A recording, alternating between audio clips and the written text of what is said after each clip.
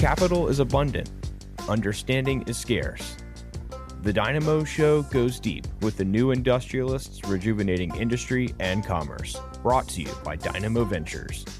Learn more at dynamo.vc/podcast. Now, here's your host, Madelyn O'Farrell.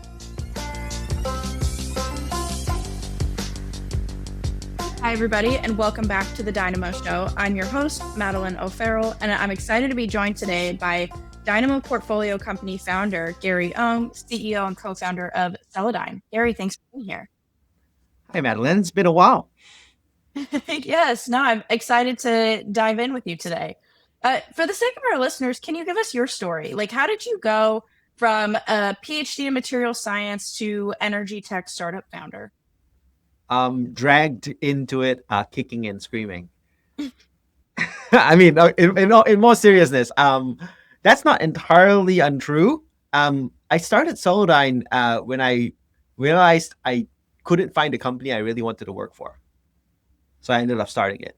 So towards the end of the PhD, I had invented a new material. I had spent 6 months to try to get 3M and all the big companies to literally develop it. And they're like, nope, too scary. And I think I might have even told one, I was like, if you don't do this, I'm going to do it, and then you're going to have to buy me out one day. And the guy said yes. And that point was important because at that point I was convinced that the material was what we needed to really unlock all of electrochemistry. So it was an important thing that needed to happen for human society.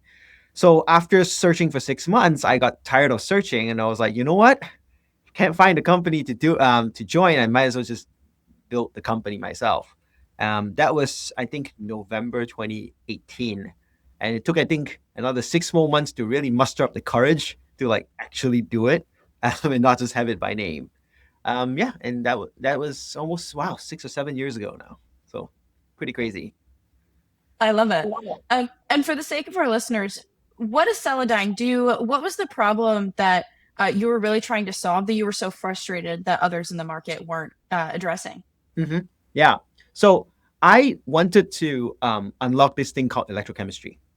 So for people who don't know, scientists aren't great at naming things. When you say electrochemistry, it's electrical plus chemistry, right? The simple way I think about it is, imagine you have these things called electrons, which are things you cannot see, right?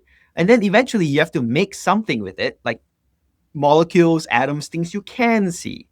And basically, electrochemistry is this field that lets you take electrons and turn it into usable product.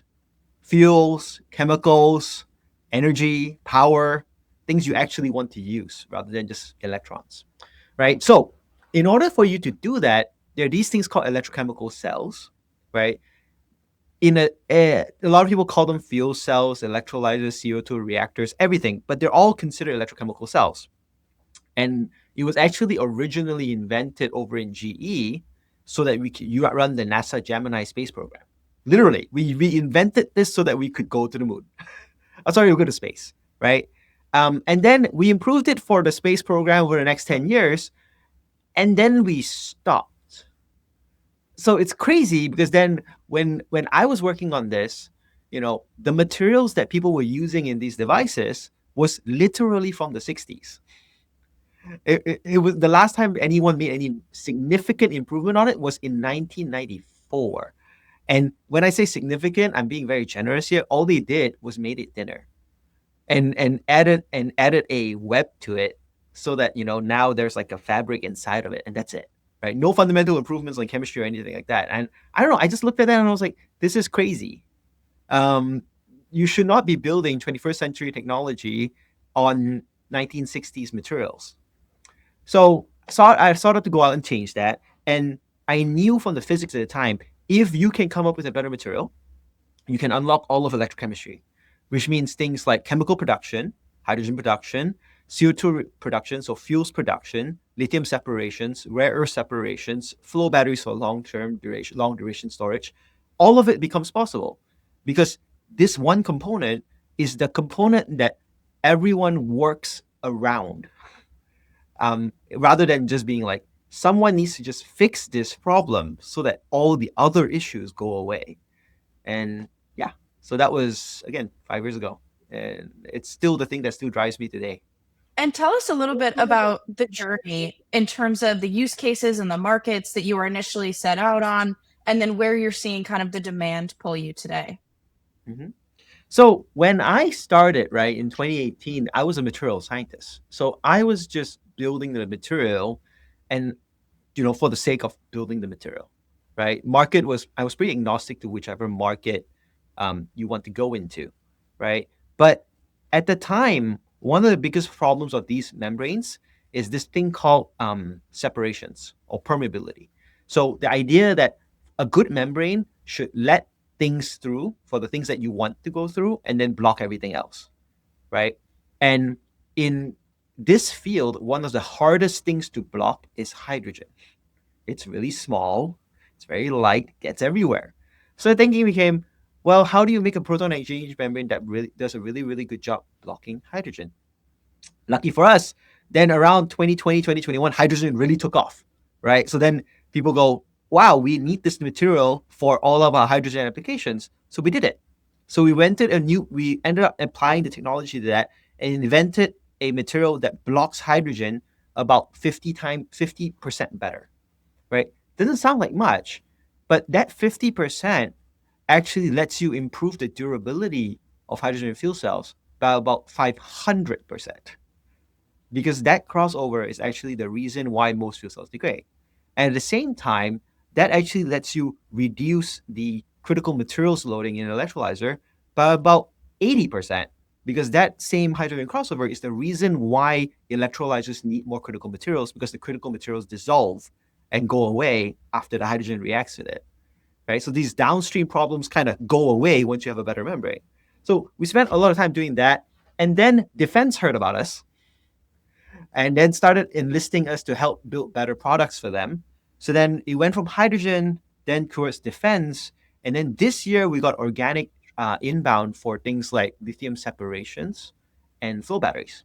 So that is going to be the next two markets we're going to enter this year. Next year, we'll see. Who knows? Who knows? Amazing. And I'd love your thoughts on kind of the topic du jour around grid capacity, getting access to energy on the grid. When a hyperscaler or an industrial operator shows up and they're facing that bottleneck, what solutions are really available to them and where do they break down at scale? So right now, I mean, I think the last I checked the grid interconnect queue, it's like 15 years. We talk to hyperscalers and I tell them sometimes, I was like, even if we deploy tomorrow, it's going to be like 4 or 5 years before you get power. And they're like, that's totally fine. 4 years is surprisingly okay, just because we're staring down the barrel of 15 years. In terms of applications today, I think solar is the fastest new energy input to the grid. Everyone knows that. It's an uncontested fact at this point, 6 months. Gas turbines are super backlogged, which means you're not going to see anything for like 4 or 5 years. So in my mind, I was like, it's really, how do I get solar? And then how do I get solar to have the reliability and capacity of a traditional gas engine type ecosystem where you can just get energy, which then just turns that whole thing into a energy storage problem, right? So today, if you say all I need was just solar with some 4-hour batteries for load shifting, you can buy that technology today. You can buy grid level storage lithium ion. The only problem is, well, if you want data center and the sun's only out 8 hours a day, 4 hours ain't good enough. You need 16 hours to make sure now that you have enough solar power for 24 hours, right? Preferably not just 16. You want some buffer there. So really you need 20 hours, right? Now, here's where it gets interesting. Hydrogen never made sense for 4 hours because it's too expensive. The fuel cells, electrolyzers, and all that stuff is too expensive, right? But the beauty of something like a hydrogen system or a flow battery system is that storage and power generation are decoupled. It's very similar to a natural gas system where you kind of have a turbine and then you have a very, very big tank that just holds natural gas. It's the same setup, which means that turbine that's very, very expensive, well, it gets a lot cheaper if you're storing a lot of gas, And so for a hyperscaler or for anything that you need to store a lot of energy because you need to store it for a long time, the bigger the unit economic, the bigger the units are, the more this starts making sense, right? So if you do the math, you realize that hydrogen starts making sense after 24 hours. And to the math we just worked out previously, we're like, you kind of want it more than 16 hours, 20 hours ideal. Honestly, 24 hours only gives you an 8-hour buffer, right? And then what's to say you want to only store 24 hours? If you can store 24 and it gets cheaper the more you store, why not store for a week? Because what if the sun comes out today and doesn't come out tomorrow? You want some buffer across multi-days, which then goes into kind of this longer story of, well, maybe when you think of a data center thing, you should be even more ambitious and ask the question of, if solar is the fastest penetrating energy source today, what's it going to take to make solar available on a week-to-week basis? Just be able to store energy for like a week or a month, right? And if you can do that, you would unlock energy within 6 to 12 months because you just start deploying these units that effectively store solar energy, and then you'll have it for like a week or a month. And you've previously said that it's really the combination of electrolyzers plus fuel cells that can be that unlock for long duration energy storage. Tell us a little bit more about your thinking there and at what scale that really becomes feasible. Mm-hmm. Yeah, I think if the scale is less than 10 megawatts, it doesn't make sense. 50 to 100 megawatts makes sense.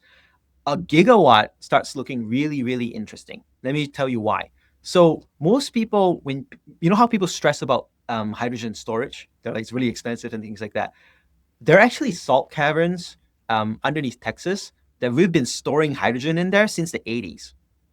Yes, like literally, it's been there. We use it every day. It's the basis of petrochemical refining. It's safe, right? But that salt cavern stores about 100 gigawatt hours of storage. So then you go, so if I want to do that same paradigm of storing energy and using it and everything, well, that cavern's that big, is 100 gigawatts. So unless you're at that scale, it doesn't make sense to buy a piece of land and have that cavern. Now, if you have a data center situation where you have a whole campus and that thing is, say, a gigawatt, 100 gigawatts of storage is actually only 100 hours. That's not that much. It's the right kind of framing. It's 100 hours of foreshore power for your 1 gigawatt data center campus, right? Now, why do you need the fuel cells and electrolyzers? Because that takes care of the storage piece, which is one of the most expensive pieces of hydrogen. After that, you need the fuel cell to turn it back to power. So what Celadyne does is make sure that the efficiency is really high, and that 5x durability means that you can actually amortize that fuel cell over 20 years and not have to worry about fixing it. And then in electrolysis, we max up the efficiency to the moon, basically, just so that you can squeeze every ounce of energy out of the hydrogen as much as possible. But more importantly, we also fix the safety issue of it, which is when an electrolyzer is not operating, the hydrogen crossover issues, the permeability thing we're talking about, when the electrolyzer is operated at low currents and really light capacity, what ends up happening is that hydrogen actually crosses over the membrane and causes an explosive mixture. That blew up an electrolyzer plant in 2019 in Korea. So we get rid of that issue. So now you can actually operate both sides of the equation safely, coupled with a cheap way to store hydrogen inside a salt cavern. But again, all of this is only relevant once you start talking about 100 megawatts or a gigawatt, right? And previously, there hasn't really been an application in recent history that used that much power. The only thing I can think of recently is probably something like aluminum refining, maybe, that uses a lot of electricity. But even then, it's not, gigawatt level that much, and that many sites in such a short period of time. Interesting. It's funny you bring up the salt caverns. Many moons ago, I helped write a bill in my home state of Utah to try to unlock some funding for use of all of these salt caverns that are naturally kind of in Utah, just because of the geology of the state, for hydrogen. And anyway, I didn't realize, or at least I didn't remember, that Texas is kind of actively using those today. So that's interesting. Right. You've previously written that the value of a watt delivered to a GPU running inference isn't really about the wholesale price of electricity. It's about the productivity of the compute it powers. Can you tell us a little bit more about kind of what you meant by that and what that means for operators today? Yeah. So I mean, previously, in most applications that use electrons, right? Everyone starts complaining about the cost of power. Like, oh, I need it to be at 4 cents or 10 cents and 8 cents, and that's the thing in some ways that killed the hydrogen to power argument, because like you can never compete or whatever, right? And now with the paradigm we talked about previously, it actually is competitive on a dollar per kilowatt basis. However, I think what's happening now in the ecosystem for data centers, it's something similar to what we see in the military, is where you care more about the capability you enable rather than the price you pay for the power. The other way I think about it is like, the reason why we were all complaining about the power price previously is because you were about to use the power on something that wasn't valuable enough, right? Classic example is I was like, if you don't have a light bulb and I offer you a candle in your complete darkness, how much are you willing to pay for the candle? A lot of money, probably $100. But if you already have light, you're not going to pay for the candle. Interesting. Love that analogy.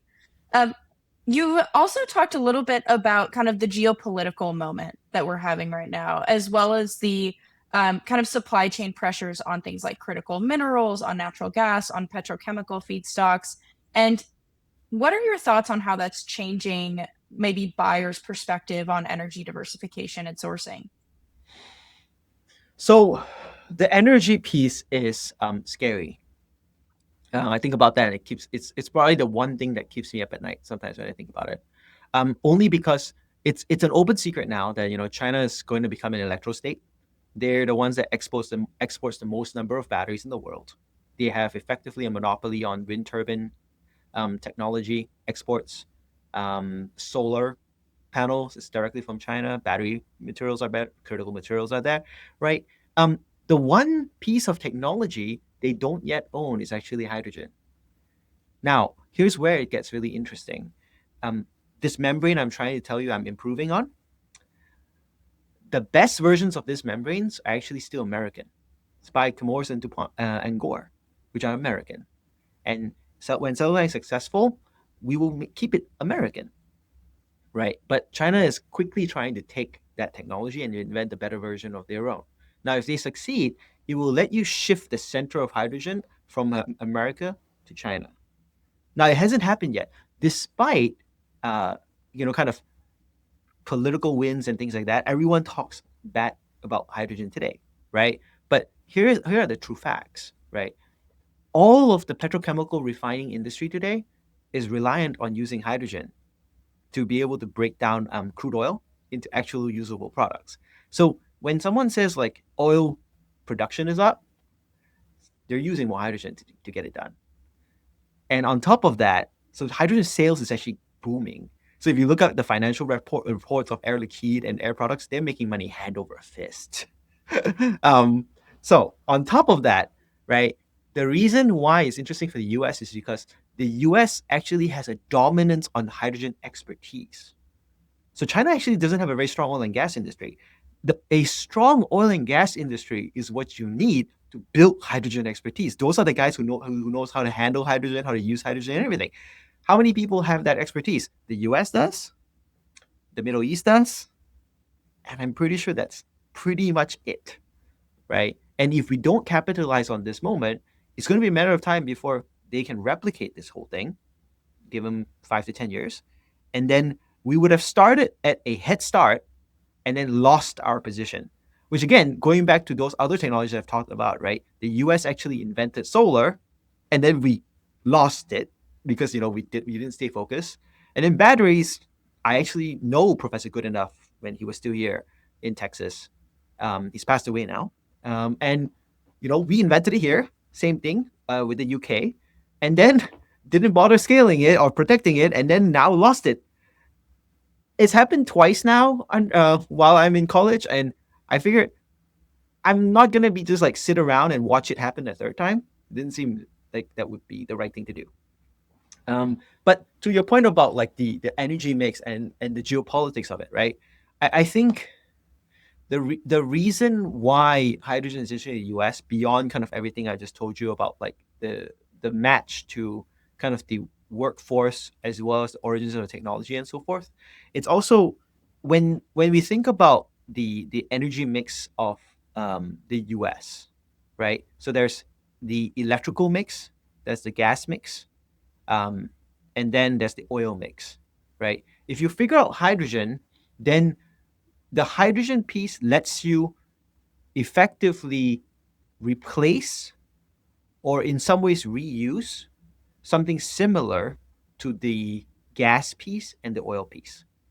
Case in point, one of the things that you want to use to replace diesel that's really hot right now is synthetic aviation fuel or e-diesel, whatever you want to call it, right? One of the key inputs that affects the cost of those things the most is the hydrogen. So you fix that, then you get that second piece. The natural gas piece is simpler to explain because hydrogen going to methane is a known path. You can literally make methane from hydrogen if you have it. Or you can also take methane and turn it to hydrogen. So the point is, if you don't do the hydrogen thing, then what you're left with is you would have to basically electrify the whole of the US. Get rid of the oil piece, get rid of the gas piece. Then you're left with the only electron piece, which means you're basically saying everything will run on electrons and on the wire, right? That sounds great from an efficiency standpoint. It's actually not great from a resiliency standpoint because you only have one kind of energy. And so if the grid goes down, everything stops working. And that's dangerous. Absolutely. There's also the element of the defense sector here and how there is a kind of structurally domestic customer base that's sort of playing a role in why hydrogen might be a bit more defensible than maybe solar and batteries, as you highlighted earlier. Can you talk us through maybe some of your thinking there? Yeah, of course. So solar, there wasn't really a defense push for solar. Not really, unless you're talking about space applications. Batteries, there was some defense push in there. I genuinely think that batteries was just a missed opportunity, right? I think DoD could have done more to like protect battery technology and keep it here domestically. Hydrogen's interesting because most heavy duty applications in DoD or DOW, I guess today, are what we would consider as like class 8 trucking and really, really aggressive applications in the civilian world. Classic example I say is like, when we think of like a Humvee, we always think like, oh, that's like a Ford F-150, right? It's like, no, it's not actually. The Humvee has like a bunch of steel reinforcements, this, that, whatever, and you look at its weight, you're like, this is basically a class 6, class 7 truck barreling down the road. It's so heavy. So the idea of trying to electrify a Humvee using batteries is insane. It will never happen, right? Now, are there reasons you want to electrify? Absolutely. Stealth, silent watch, right? Where you can now actually have electrical powers for sensor and things like that while not running a diesel engine, and then with a giant thermal signature where you can have like a missiles lock straight on you. There are big benefits here. You just can't do it with a battery. So if you can't do it with a battery, then you're left with something like either a fuel cell using hydrogen. And when they hear me say that, usually they go, oh my God, but the hydrogen, it will explode, it's compressed and everything. I was like, no. There are other ways to store hydrogen that is not its gaseous form, right? The army actually figured out a way to make hydrogen starting with aluminum pellets. That's like a known thing. That's not a military secret. So yeah, you can look it up. But the point is it exists, right? And because hydrogen sits at this higher side of the equation in terms of being able to store more energy and being able to deliver more energy, it has more future use cases for the military because everything is really heavy. Whereas in the case of like say batteries for the military, you're usually thinking about things more like attritable drones or like infantry, right? Here's a classic example that most people don't think about when they think about hydrogen. A electrolysis unit makes hydrogen, right? But as you make hydrogen, you also make oxygen.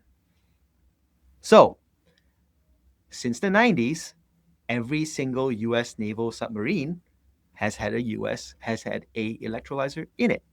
The same electrolyzer that we use to make hydrogen.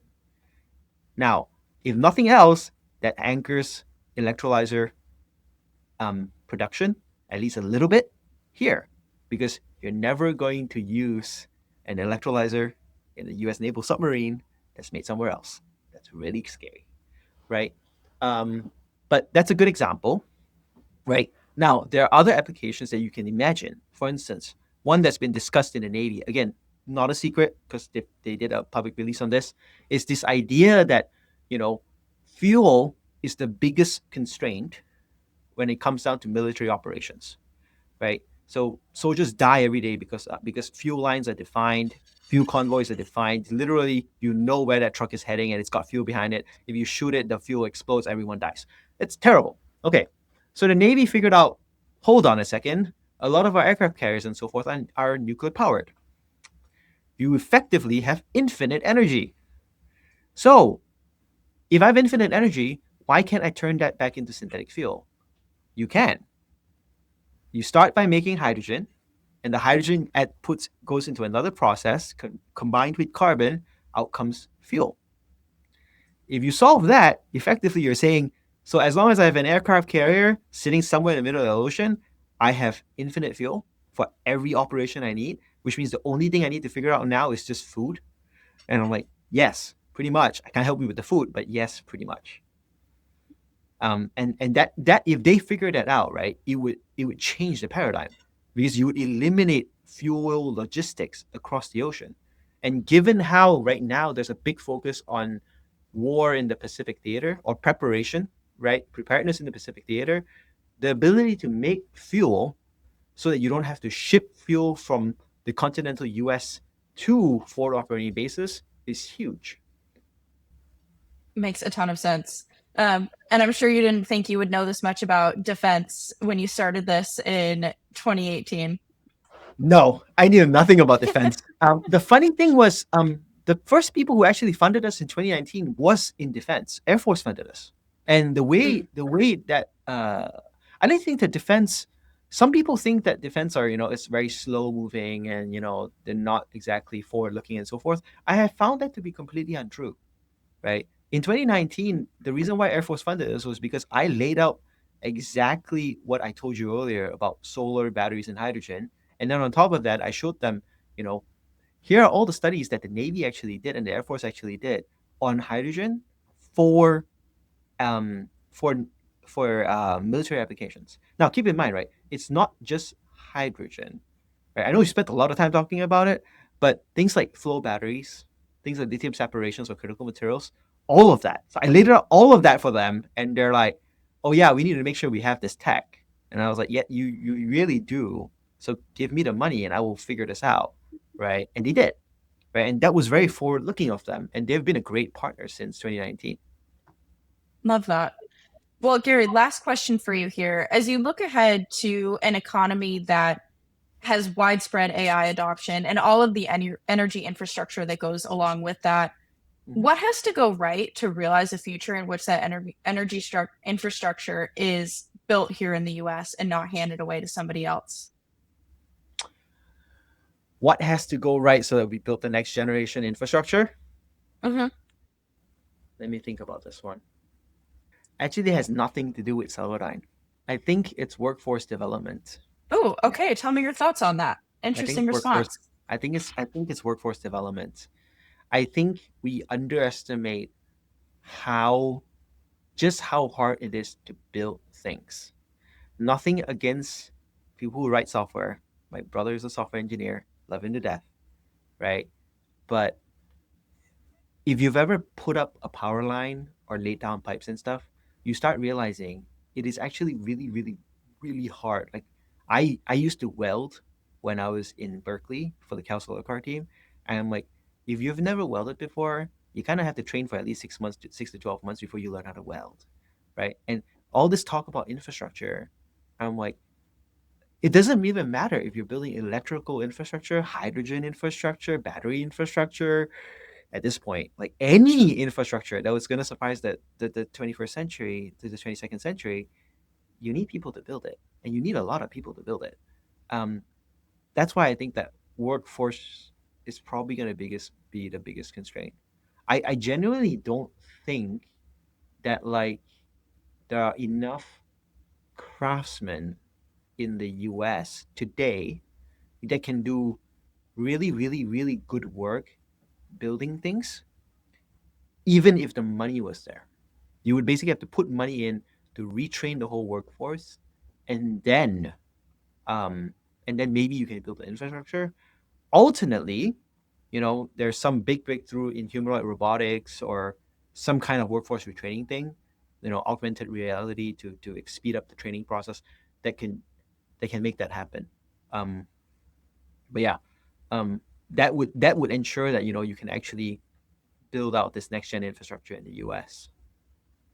Absolutely makes sense. And not where I was expecting you to go with that question, but for what it's worth, it's a topic that we've been spending a lot of time thinking about because we're very aligned and really view kind of the broken nature of the skilled trades pipeline as one of the biggest bottlenecks to reindustrialization. And so I've been spending some time thinking about what are solutions that are A, available, but B, venture backable that can solve some of that. So appreciate your thoughts. Gary, great to see you as always. Thank you so much for joining. And to our listeners, thank you as always for tuning in. We'll see you next time. Thanks, Maddie. Take care. Thanks for listening. If you enjoyed this episode, leave us a 5-star review and tell us what you liked. And be sure to head over to podcast.dynamo.vc to keep up to date with our latest content, or subscribe on the podcast platform of your choice. Until next time.